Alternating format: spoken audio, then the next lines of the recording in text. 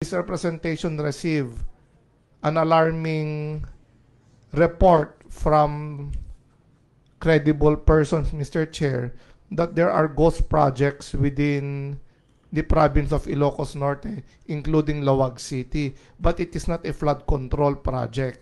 It involves other infrastructure projects, Mr. Chair.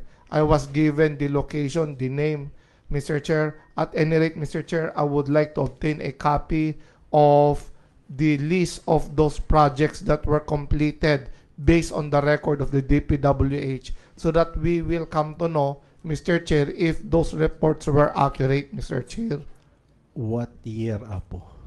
Preferably this year and last year, Mr. Chair, because according to my informant, Mr. Chair, irarush da kanon nga palpalpasin na naikubrar dan tinabayagen, Mr. Chair. So, po na i-declare nga complete DJ nga project, ngem hampay nga complete, ngem na asingir da amin, tapos tata kamkamakam da, Apo. Agam kamatam because of the expose that happened in the flood control, and they are contemplating that this will expand and to other projects. That's why I am now asking that we should not be only confining to flood control but to all infrastructure projects, Mr. Chair, because apparently the ghost projects, which is very much worse than substandard projects, Mr. Chair, is really existing, Mr. Chair, as we all could see in the news and declared by our President, Mr. Chair.